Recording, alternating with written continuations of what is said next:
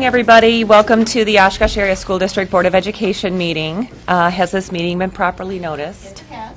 Great. Will you please call the roll? Carlin. Here. Eliza. Here. Evans. Here. Garner. Here. Herzog. Here. Here. Olmsted. Here. We have a quorum. Okay, tonight we will be led in the Pledge of Allegiance by students in 1st and 3rd grade from Jefferson. They're going to be doing it in sign language and then in spoken language. So, everybody will please rise.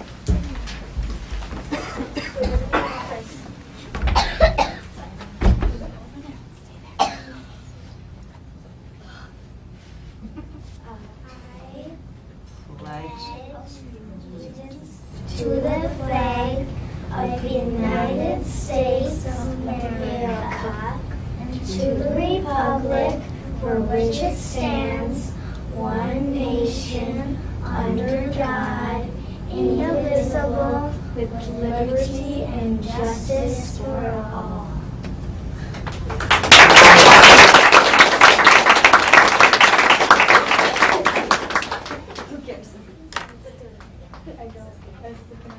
Are we going to do it the regular way now? We can.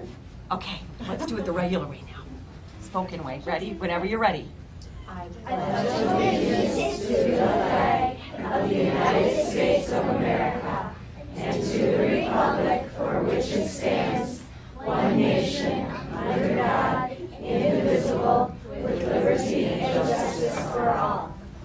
Okay. I have certificates for all of you. Stay with me. Ava?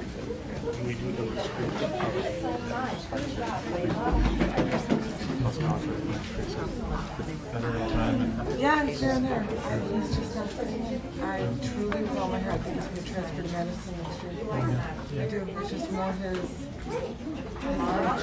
It's social. I raised him by just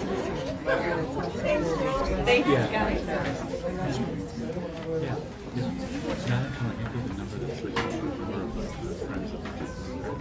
My son was talking about how he loves their accents. We always welcome people to stay if they'd like, but you are not required to. So. And there goes Happy Birthday. Yeah, that's okay. Thank you, parents, for Thank bringing you your Yes, children in. that was great. Thank you That so was much. great. Okay, so as they're filing out, we'll start in with the board president's report. I actually had 2 slides. I was able to go to they had lighted schoolhouse programs showcase last week, and I made it over to AMP at North High School, so I thought I'd share with the board what I learned while I was there. In case you don't know what AMP stands for, it's Awakening My Potential. It's a before and after school program, and they provide tutors for reading, writing, math, social studies, and science. They also receive what they call amplifiers. They're little cards, and they're given to teachers in the regular ed program, during their day. As some teachers use it as extra credit, some teachers use it for other things. On Wednesday nights, they cook meals together, which sounds really fun. And they also have a special program for the CAP speech program where they can receive help and feedback. So I was really fascinated by that program. I didn't know a lot about it, so learned a bunch. The point of the evening was to learn about PBIS. North has been awarded a School of Merit for PBIS. And right now what they're working on this year is to reduce tardiness and reduce insubordination and disrespect. And they're finding that PBIS is helping them achieve those goals. And then yesterday was the 8th grade career fair at the high school, and all the middle schoolers got to go, and I just took some pictures. It was crowded. I guess I like dummies because the bottom 3, one was for healthcare and the other was for the fire department, and they actually had live bunnies, so I thought I should showcase that as well. Okay, Stan, your turn. Here? Okay. Well, we have guests here from Germany and our hosts, and rather than do the superintendent's report first, we maybe want to welcome our guests and have our introductions. I always try to defer to our guests in the audience first to do so. Good. So, Uta and Are you Frank? going to say something first, Bob? sure. Why don't you? Why don't you come up to the table and sure, Put you on the spot. sure. Coming up to the table here are 2 longtime chaperones. who have accompanied groups of students from Rüsselsheim, Germany, which is in the state of Hesse. The state of Hesse and the state of Wisconsin are sister states. And there have been many exchanges over the years, businesses, political leaders, educators, and students. And this particular exchange program between our Oshkosh West High School and Rüsselsheim's Immanuel Kant Schule has been going on, we're not exactly sure of the starting year, but we know it was in place at least by 1993. Yeah. And the German students tend to come in October, and they stay in private homes, and our students go to Rüsselsheim in the odd-numbered years, usually in June. So I was going to say that, Barb. I'm sorry. So I'd like to introduce Frank and Uta, the two chaperones who have brought 17 students yeah. to help us better understand our German heritage and to learn from us as well. So thank you for being here. Thank you. Yeah, I have prepared a couple of lines and I'd like to read them out to you. Well, Stan, Barb, dear members of the school board, on behalf of Immanuel Kant High School and on behalf of the Rüsselsheim school community, I bring greetings to you and the Oshkosh school community. And as Barb has already pointed out, would you believe that we started almost 25 years ago to bring students back and forth? So a great thing, a tremendous achievement, I think, and as programs such as this, they provide an excellent opportunity for the growth and the development of our young people. And I guess more than 400 young American and young German students have taken part in this program, which links the heart of America to the heart of Europe. And I understand that both school communities will stay the course, and we, as the ones in charge of the exchange on the Rüsselsheim end, we greatly appreciate that. This year, West families allow once again German students to call their house and their families home for the time of our stay. And what I have heard from, there are some of them, what I have heard from our students, they have all been welcomed extremely warmly, which we greatly appreciate. Yeah, and once again, teachers at West, such as Patrick Bertram, he is here tonight, Paul Stelpflug and Jason Lassie, just to name a few, they have put together a most interesting program that allows our students to learn about American schools, American history, and American culture. And we're very much looking forward to hosting a group of West students and chaperones in the summer of 2017. And I'm really positive that Americans then will gain similar insights as our kids. So it's this is actually, I have tried to put things together. I think it's my 11th visit to Oshkosh.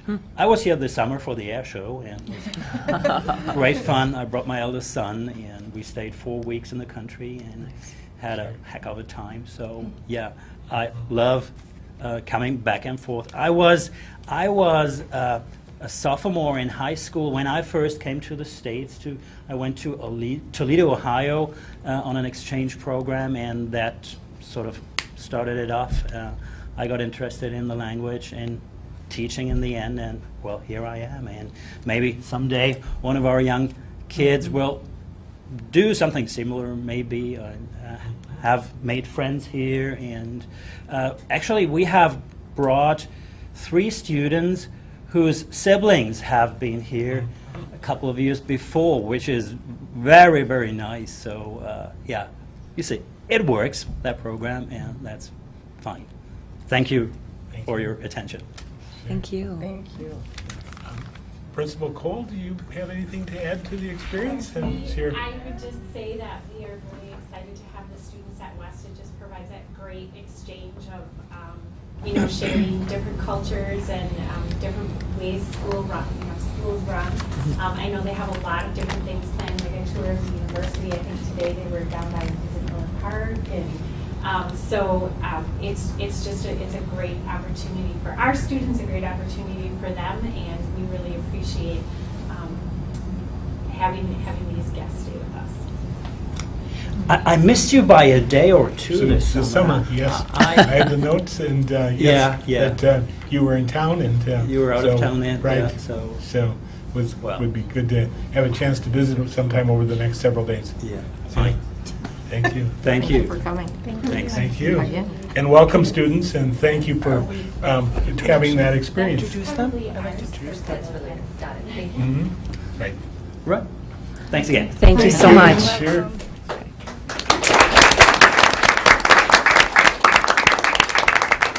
going to present something later.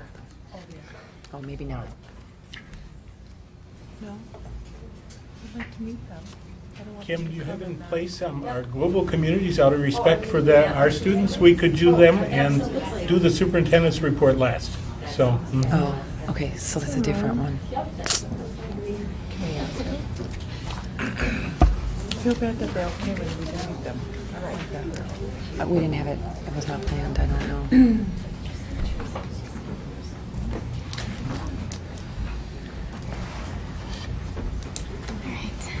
All right, my name's Ellie. My name is Annabelle. My name is Anna. And my name is Lexi. And we are all from the Global Academy at Oshkosh West High School. Lexi and I are juniors, and Anna and Annabelle are sophomores. So we're in level 3, they're in level 2. So the Global Academy is for level 1. Well, for the whole Global Academy is to take the classes that we have in school and bring it into more of a global focus. So bringing it into our community and then also into the world. So level 1 is World Cultures, English 1 Honors, and Spanish 2. So you have to have 1 year of Spanish before you can come into the academy, which you take in 8th grade middle school. Level 2 is AP Modern European History, English 2 Honors, and Spanish 3. And then the level 3, which is the last level that's offered in high school, is Personal Finance, Business in the Global Marketplace, Leadership 1, and Spanish 4. And then we, as a part of the leadership program, we have a partnership with the Lakeside, and we, the juniors, or the level 3, go over to Lakeside 6 times during the year, and we teach them lessons about the community and also the world. So the first time we went was back in earlier October, and we taught the students. We each have a classroom. A group of us have a classroom that we work with the whole year, and we taught them about different countries. We all had to make our own lessons that we taught to the students, and we taught them about different countries around the world, how our community is in relation to those communities, how the foods are different, how the languages are different, stuff like that, to make it more easy to understand for students at the elementary school. One goal of Global Academy is to achieve the Global Education Achievement Certificate. Students work towards the certificate in class, and the classes incorporate things to obtain the certificate. So, for example, the novels that we read in English class are the required text to obtain the certificate. This completes the cultural literacy portion, but cultural activities and then the capstone service project, which is completed when you're a senior, are done outside of class. The goal of this certificate is to prepare students for the global workplace and have them become culturally competent and provide skills to work anywhere in the world. Okay, so this summer all 4 of us traveled abroad and through a program called CIE, and this was possible through the Global Academy. There were 3 programs: Language and Culture, Service and Leadership, and Global Discovery. Last year, the Global Academy was guaranteed $20,000 to send students abroad, and they got more than that. And this year, we are guaranteed $25,000 to send students. Oshkosh West was 1 out of 4 high schools in Wisconsin to be accepted for this exchange program and to be guaranteed that scholarship money. So the map is of the 3 different programs that you could go on, all as a part of CIEE. So I think all of us here went on a different one. So there's those 3, and then the colors on the map coordinate with the section. If you want to go to the next slide. So this was me. I went to Guanajuato, Mexico. I spent 3 weeks in Mexico, and I stayed in hotels. I traveled around central Mexico, so I was actually only in Guanajuato for 4 days. And I spent my time, I was on the Service and Leadership Project, so for 1 week, I spent in Dolores Hidalgo, and I worked in the lavender fields, which is the center picture, in a rural community. And then the next week, I worked in another city, and I worked on building houses for Casita Linda. And so that was mostly what we had a lot of free time. It was really fun. But that was mostly, and I got 45 hours of international volunteer hours. So. I, along with Ellie, did a service and leadership trip. I went to Santo Domingo in the Dominican Republic. And here I worked at Hogar Escuela to achieve the Children's Rights in Education program. And so I worked in the school with the classroom, and we taught them English in the morning. And then in the afternoon, we went outside and played sports with them. It was really fun, and I learned a lot from being in a different culture, which was a really cool experience. So I also went to Guanajuato, Mexico, but I did the language and culture program, so we had a little different focus. And I was there for the full 4 weeks that I was in Mexico, and I stayed with a host family. So that's me and my host family. And the second picture, we did different excursions. All trips do excursions and day trips and stuff like that. And we went to Mexico City. And this was us on the Chinampas, and we were all playing in the dirt and stuff. I went to Gaborone, Botswana, which is in southern part of Africa. My program was a global discovery, and we were learning about wildlife conservation. So I spent some time in the city of Gaborone learning about the culture in Botswana, and then I went out and we were getting to see Botswana's wildlife conservation efforts like in firsthand. So, as I was saying, I went to Guanajuato, Mexico, and being in the academy, I felt I was really prepared for the trip. Because in the academy, like they say, it's a mix of Spanish, history, and English. So while we were there, I noticed that a lot of the kids felt uncomfortable in certain situations when we first arrived and like shocked by other things. But I realized that I really didn't experience as much of that because I had been aware that that was part of their culture and that they just did those things a little differently than we did. So I felt really prepared for that. And as much as like the Spanish history and English, like you wouldn't think that English class would have really helped us, but because we did English in the academy, we spent time talking about Mexican literature and stuff like that. So we had read about Don Quixote. So I was with my Spanish classes and we'd be walking through the city and there'd be a statue. And I knew that was Don Quixote and no one else did. Where I didn't need to know what the statue meant or any of that, but I just felt that much closer to the culture in that aspect. And where the academy prepared me for the trip, I feel like the trip has also greatly like influenced how I'm learning in the academy as well, because you can't really describe an experience without being there. And I feel like we can all say that we are now global citizens and that we are actually globally aware. Whereas instead of just learning it, like we did in the academy, we lived it and we experienced it, and that has expanded our global citizenship.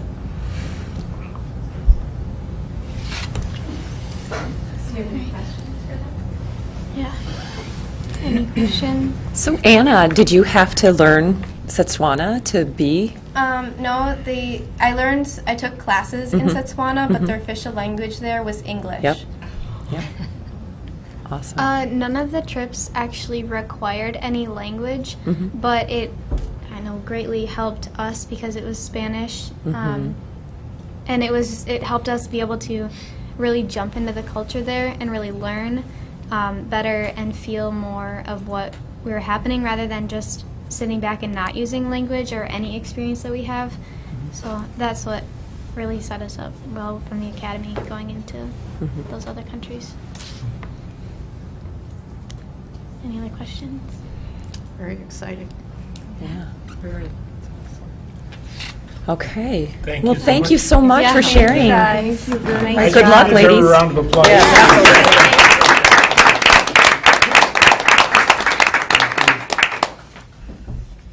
Thanks also to parents and teachers all involved, and thank you, Principal Cole, for bringing Global Academies to us to remind us of the exciting things happening at West High School.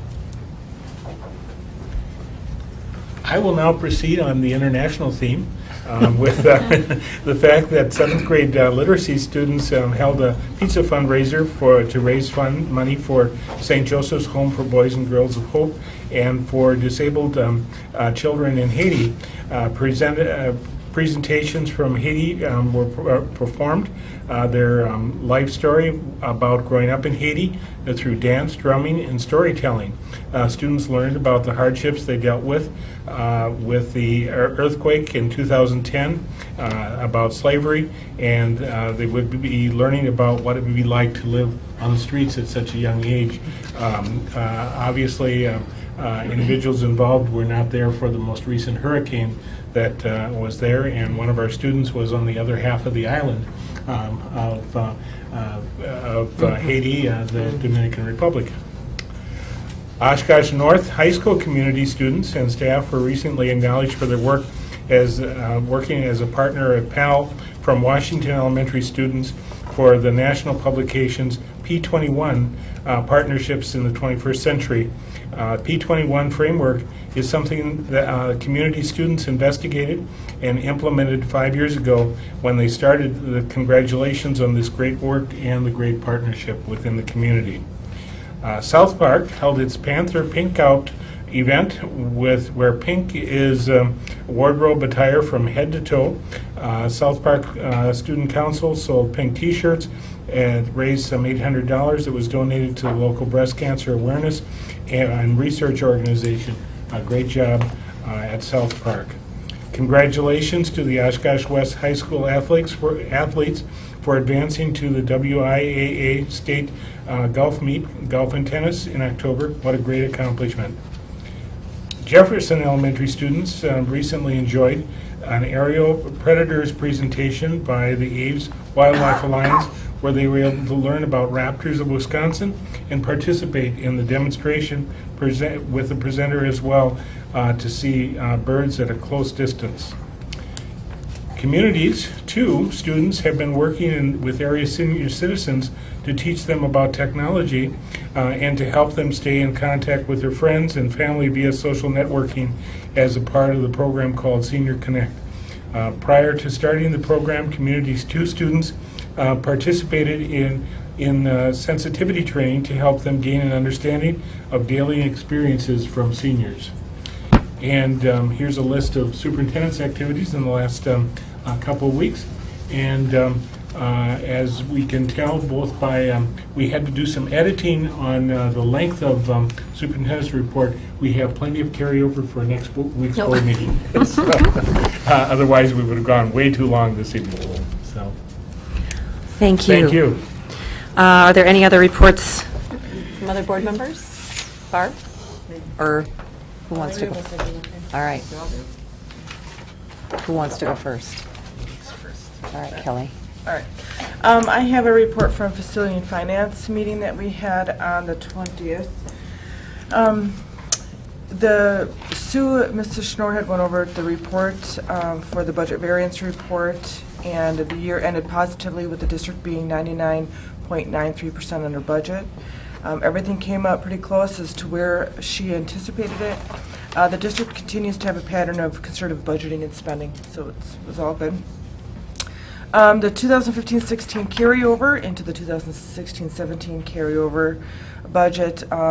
Kelly Handy reported that the carryover is presented annually. Of course, all the carryover appears to be in line and plans are fairly reasonable.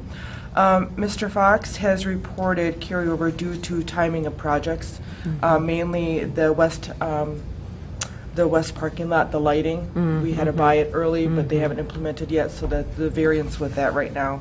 So, and the carryover was unrelated to the marquee at West. There was a question about that.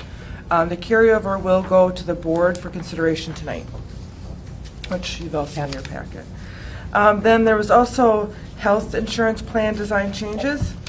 So Mr. Schnord reported that the health insurance plan design changes due to a 12% increase for insurance for renewal for January. We had only budgeted for 8%. So in addition to the summary of the proposed changes from the insurance company, they had given us some changes to help cut that cost back to 8%. The district asked for an increase for an emergency room copay. This would generate an additional 0.5% of the premium increase. Health insurance is typically bid out every 3 years, and the district is probably looking at bidding it out next year. It was noted that there was representation of all the groups for the Strategic Benefits Committee. All the groups were there, representatives for all the different teachers and other organizations in the district. There was also a brief discussion on the Three Waves Clinic. Utilization has been very good and positive for the clinic. It sends a good message to the community to have 3 governmental agencies collaborating for that clinic. I had made a suggestion wondering if we could put more investment into urgent care at that clinic, because that might take away from some of the emergency room costs that have been eating up some of the insurance. The health insurance plan design changes are on the October 26th. They're for tonight on the agenda for consideration. So I'm sure you've all read those and looked those over. So the next meeting will be November 17th at 8:30 in the morning. Thank you.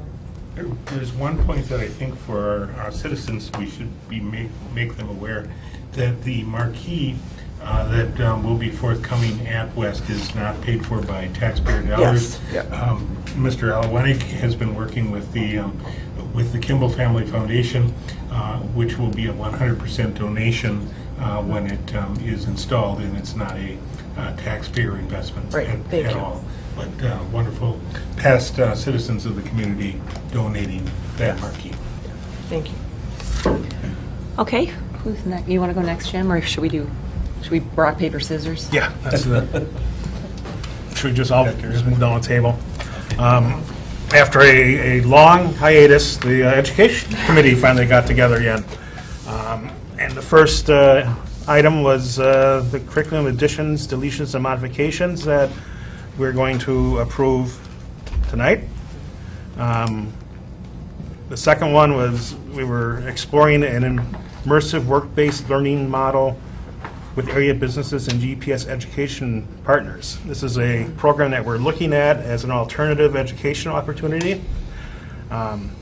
Students who spend 3 hours in a classroom and about 5 hours on the job, and that classroom would be on the job, so they'll be at this company for the whole day. Students are paid for 35 hours per week, and the criteria must be met to be eligible for this program. The program is a year long, which means they're going to be working in the summer. But the earliest a student could sign up for this program would be the first semester of their junior year. The skills students learn through this program are transferable to the manufacturing world. The goal is to get 20 students from the Oshkosh Area School District. The district's job, if we go forward with this, in the spring would be to promote the opportunity for the fall semester. And then I briefly, maybe not too briefly, but I talked about Operation Lakefly that's going on. If people aren't aware of that, the city, in conjunction with some other groups, are going to make fiberglass replicas of lake flies, and they're going to be decorated much like the lions were. And if there's any artists out there in TV land that is interested, they can get a hold of me. If your design gets selected, there will be a $1,000 stipend for the artist to do that. The next meeting of the Education Committee is going to be on November 3rd at 8:30 in the morning. Thank you. All right, Barb. Thank you. The Policy and Governance Committee met on October 20th. The first agenda item was a purchasing policy, which would allow for greater flexibility in the number of quotes for competitive bids, and increase the purchasing amount to $150,000 to trigger formal requests for proposals. We had suggested some language changes and that the policy come forward to tonight's meeting for full board approval. We also had a number of other policies to review from our Neola friends who send us updates on things that need to be addressed.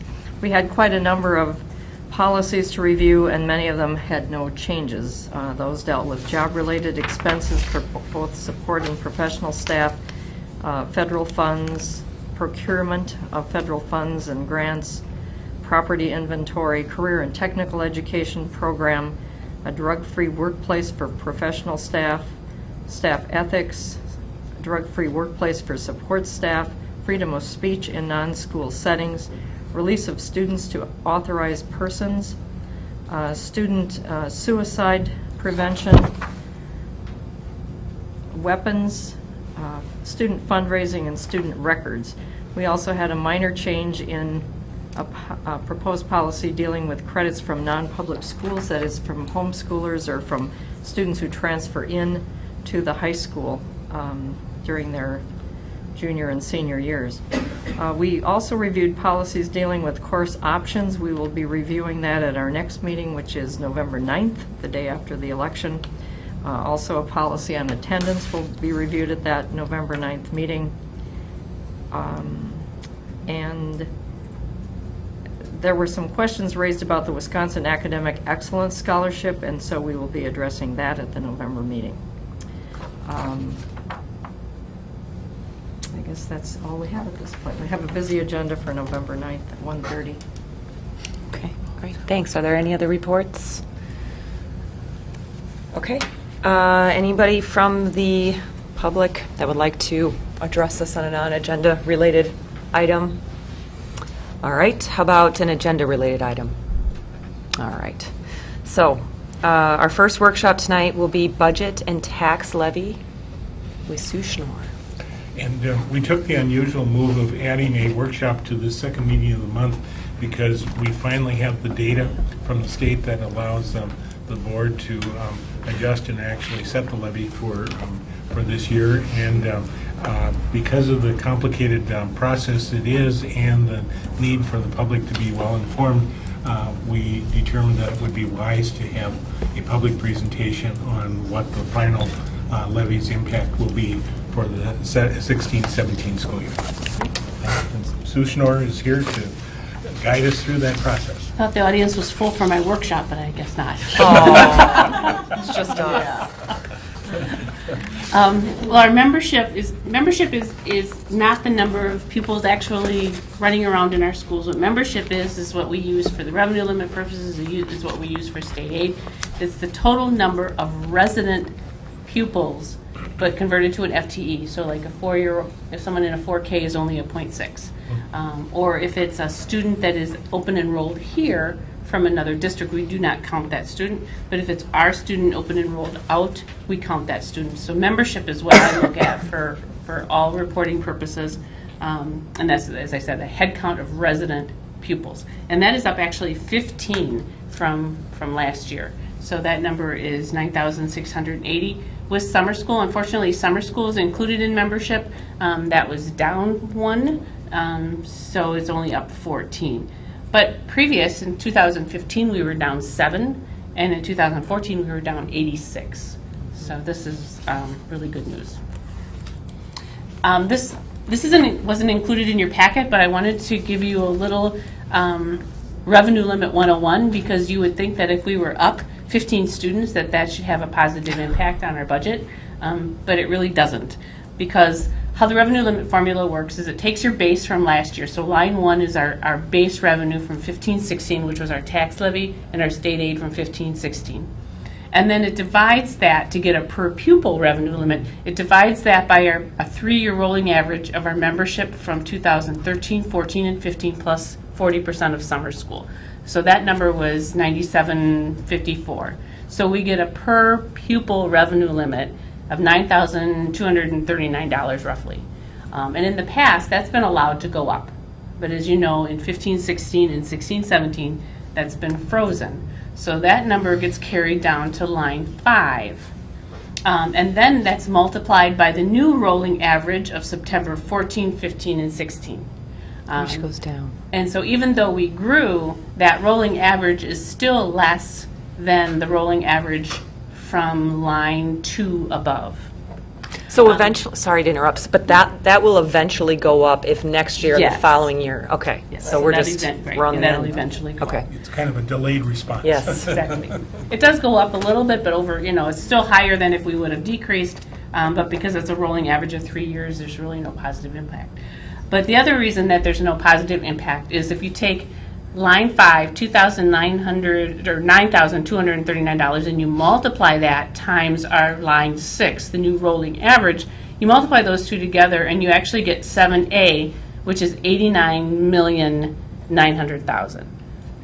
Because it's actually less than line 1 that we started. And the legislation says, the revenue limit legislation says that your line 7 cannot be less than your line 1, and in our case it would be, so they gave us a hold harmless line 7B. They gave us $203,000 to boost that line 7 back up so that our line 7 is equal to our line 1. And because they gave us that boost, the only thing additional enrollment did was lower line 7B to hold harmless, because we would be right where we were at anyway. So I guess the point of going through all this is just to show you that even though we grew in enrollment, it doesn't have a real positive impact on our budget this year. And, well, what Sue emphasized in the first line on the first slide, when she was referring to the counts there that were 15 minus 1 because of the summer school impact, that are really effectively the weighted pupil units. And the September to September third Friday count, we were actually up 19. And that's summarized on your sheet that gives us a net gain, but that has we get paid actually on and earn revenue based on the numbers that Sue is sharing with you. But over time, that growth, if that continues, will impact us positively. Right. So as the paper reported, we did get a fairly significant increase in state equalization aid. So we had about $2.3 million more than what I budgeted. I budgeted just a stable, no increase over last year because you never know what that number is going to be. So I like to be conservative. We got $2.3 million more than last year. But again, this is not additional money to spend. How the revenue limit works, it controls the tax levy and state aid. So if we would have got a cut in state aid, we would have been able to levy to make up the difference. Because we got an increase in state aid, all it did was provide property tax relief. Then there's the statewide voucher program. And this just shows you the statistics of this year versus last year. Last year was before 15-16, there was a voucher program, but the money came directly from the state to the private school. Starting in 15-16, the voucher students, the money actually is taken away from us. We as a district can tax more for it, but then the money is taken away from us and given to the private schools. So last year was the first year of that, and the impact was $359,000, about 7 cents on our mill rate. This year it's $405,000, which is about 8 cents. Last year we had 38 students. This year we have 54 students. In 15-16, they didn't tell us how many students we had, but I guessed by dividing the number by approximately what the amount per pupil was. This year they're actually telling us how many they are. There are 54 of them. There are 38 of them in K-8 and 16 of them in K-12, in 9-12. Now we don't know who they are. We don't know where they're going. It's really interesting that DPI says they can't tell us that information because of student privacy. Well, we keep student information confidential on all of our students, so I don't really quite understand why we can't know the names of those voucher students, but they set out of privacy, they do not tell us who those students are. But for a change this year, they actually told us how many we had. And that actually takes $405,000 away, and then we can tax to make up the difference. Last year, there was a provision in there that you actually got your revenue limit amount, so that $9,237 from the last line, you got that amount added to your tax levy for all the voucher students, but yet the 288,000 was the amount taken away from us. So we actually gained additional levy money because of the voucher program.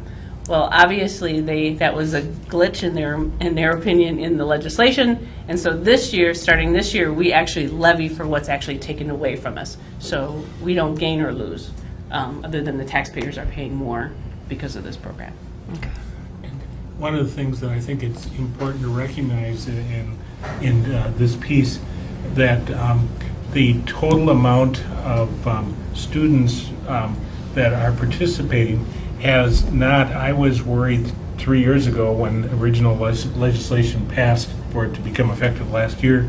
For the last 2 years, we have gained students, and so it is a clear demonstration that the students who are taking advantage of and the families who are taking advantage of the voucher are those that more than likely have already been enrolled in these schools. So we haven't had the double-edged sword on this issue of losing students in addition to levying, but we've maintained or gained students. But so the tax impact is what is experienced, not the loss of students from our district.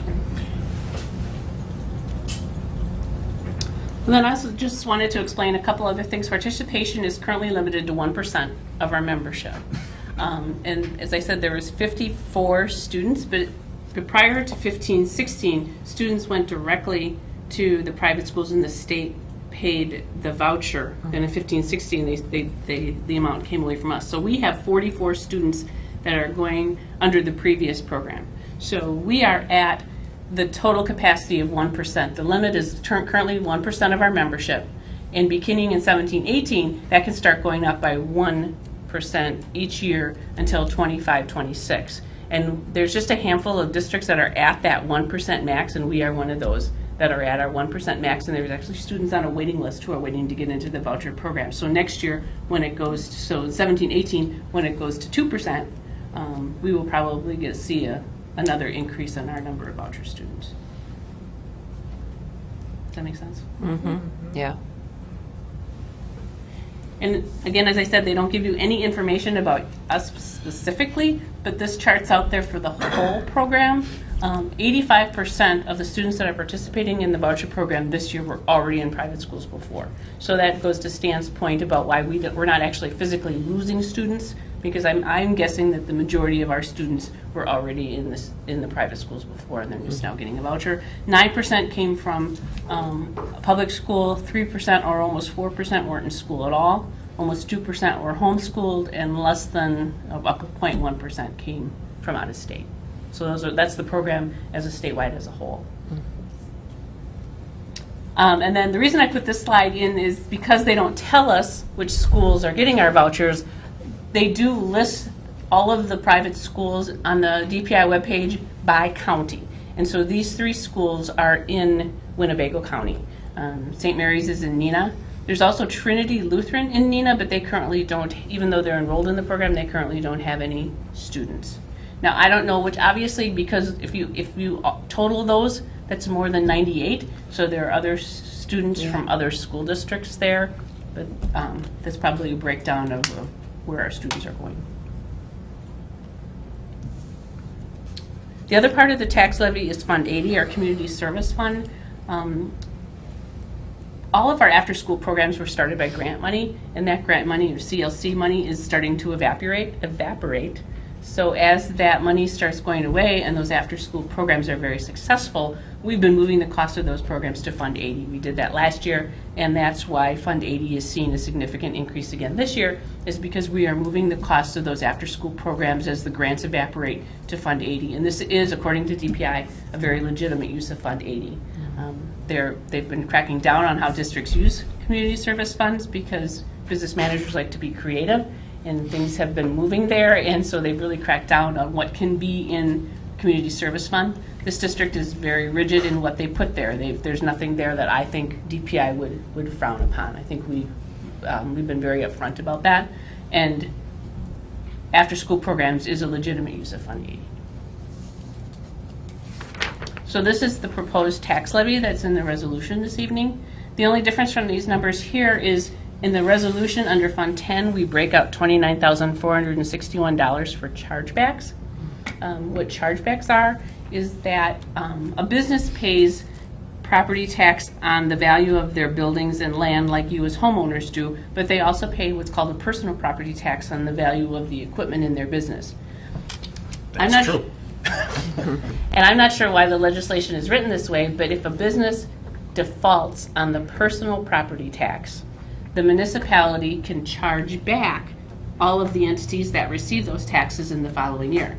So in Wisconsin, the cities and the counties have to make all the taxing entities whole for all of the property tax we've levied, whether the city or the county has collected that money or not. So if someone defaults on their property taxes, we're made whole regardless of that.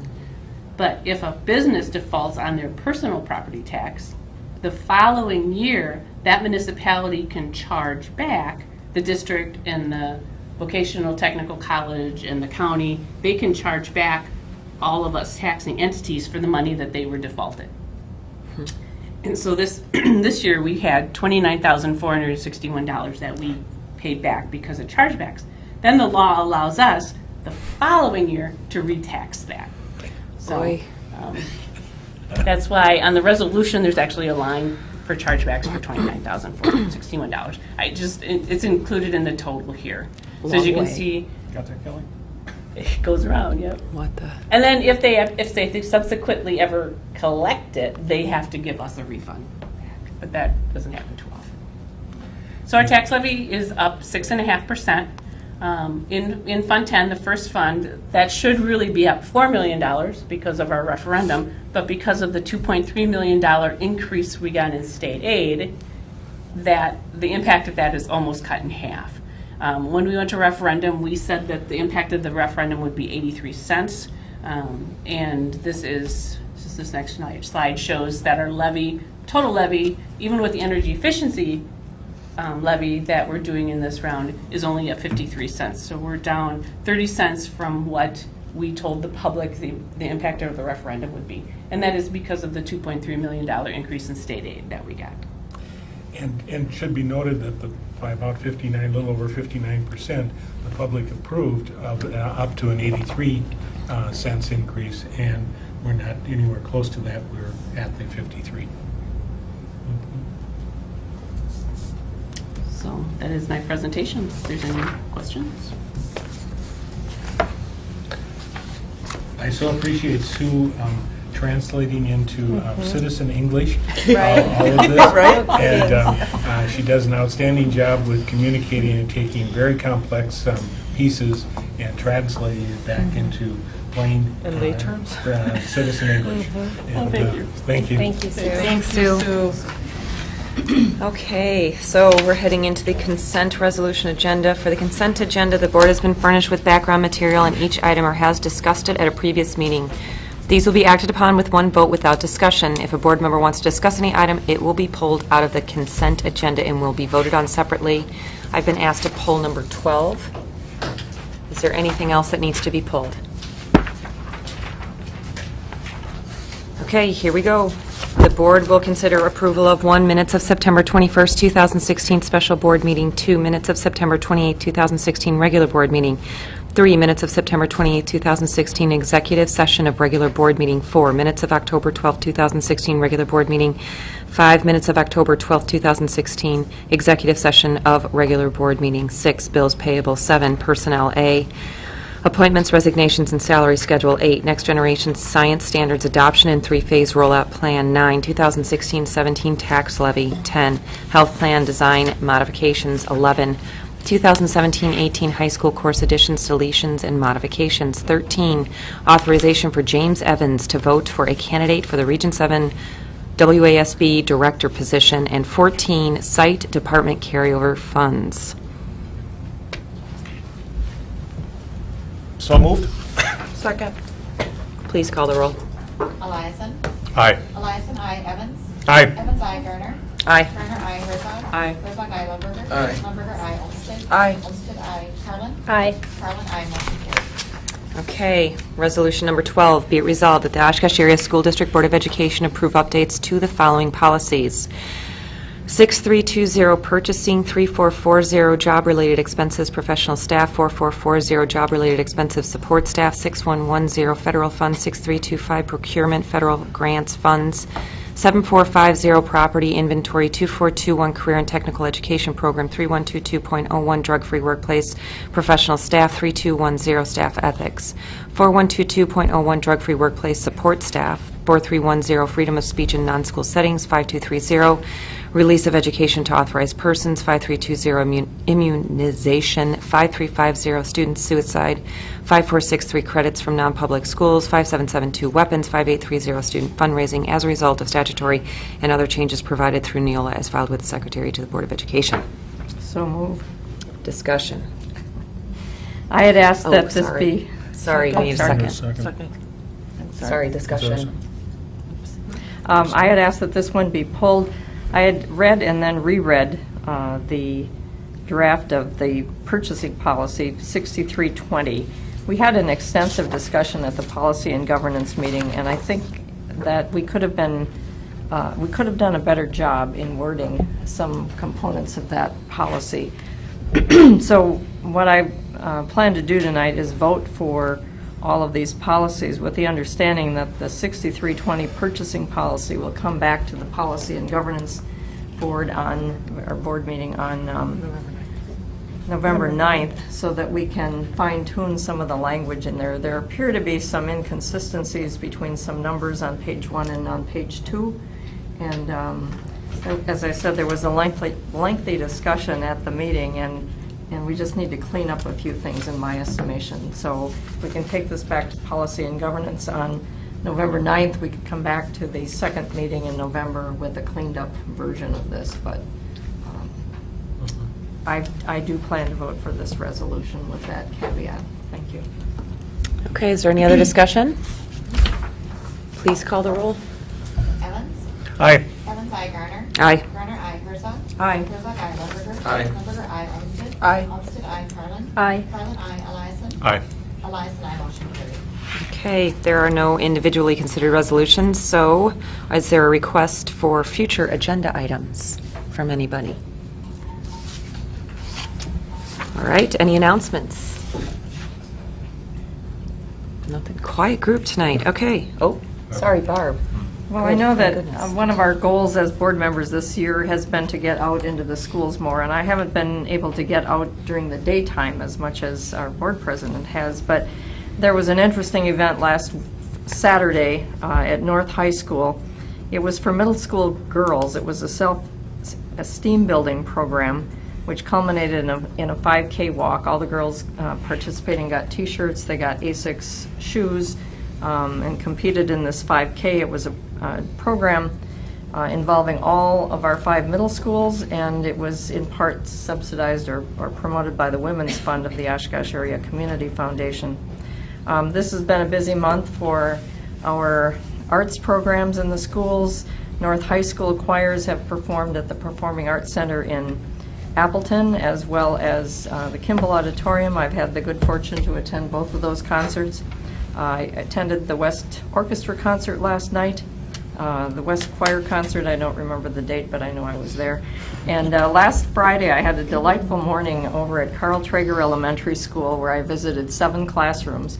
I was read to students and participated in math activities, and I was so impressed with the number sense that our students have in those math programs, where they were, in essence, some of us might say playing games, another might say that was hands-on active engagement in the learning process, where they were working with fractions in this one classroom, and those fractions range from halves to quarters to thirds to fifths, sixths, tenths, and twelfths, and they were able to pull things apart and put them together and make sense of that. I also was very impressed with the respect that the children showed one another in the classroom, encouraging their fellow students to do better and helping them discern the correct way to do some of those math activities.